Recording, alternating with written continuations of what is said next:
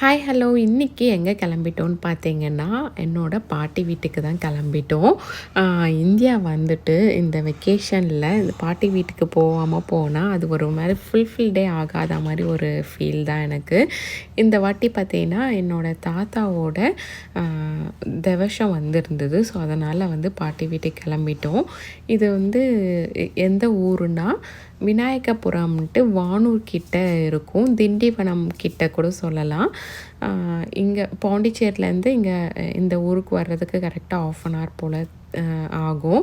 நாங்கள் பார்த்தீங்கன்னா பஸ்ஸில் தான் வந்திருந்தோம். தஷ்வினுக்கு வந்து ரொம்ப நாள் பஸ்ஸில் போனதில்லை. ஆக்சுவலி நாங்கள் யூஎஸ் சின்ன வயசுலேயே போனதால் இங்கே வந்து ஃபஸ்ட்டு அவன் பஸ்ஸில் போகிறப்போ அவனுக்கு டிஃப்ரெண்ட்டாக இருந்துச்சு அந்த ஃபீலு.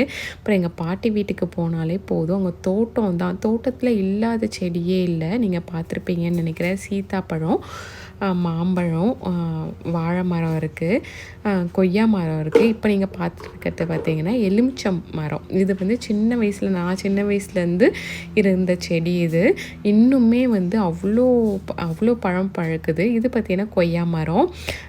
எங்கள் பாட்டி எப்பயுமே வந்து வீட்டையும் சரி தோட்டத்தையும் சரி ரொம்ப நீட்டாக மெயின்டைன் பண்ணுவாங்க. எங்கள் தாத்தா இறந்ததுக்கப்புறம் இப்போ தனியாக தான் இருக்காங்க. பட் இருந்தாலுமே அவங்க வந்து வீட்டையும் தோட்டத்தையும் அவ்வளோ சூப்பராக மெயின்டைன் பண்ணின்னு இருக்காங்க. வெளியில் பார்த்தீங்கன்னா தோட்டத்திலே இப்போ வந்து சில்லி செடிலாம் வச்சுட்டாங்க. ஸோ அதையும் அவங்க தான் மெயின்டைன் பண்ணின்னு இருக்காங்க. இந்த தோட்டம் நாங்கள் வந்து சின்ன வயசுலலாம் பார்த்திங்கன்னா மதியம் பக்கம் இங்கெல்லாம் வந்து உட்காந்து அவ்வளோ தூக்கமாக வரும். ஏன்னா காற்று வந்து அந்தளவுக்கு வந்து வந்துகிட்டே இருக்கும். வீட்டில் இருந்தால் எவ்வளோ ஹாட்டாக இருக்குமோ அந்தளவுக்கு வந்து வெளியில் வந்தால் அவ்வளோ கோல்டாக இருக்கும். ஸோ தாத்தாக்கு வந்து தவசம் கொடுத்துட்டு நாங்கள்லாம் வந்து ஆயாக்கிட்ட வந்து ஆசீர்வாதம் வாங்கிட்டு நல்லா திருப்தியாக சாப்பிட்டாச்சு. சாப்பிட்டதுக்கப்புறம் மாம்பழம் வந்து இந்த மாம்பழம்லாம் வந்து ரீசண்டாக வளர்ந்த மாம்பழம் தான்.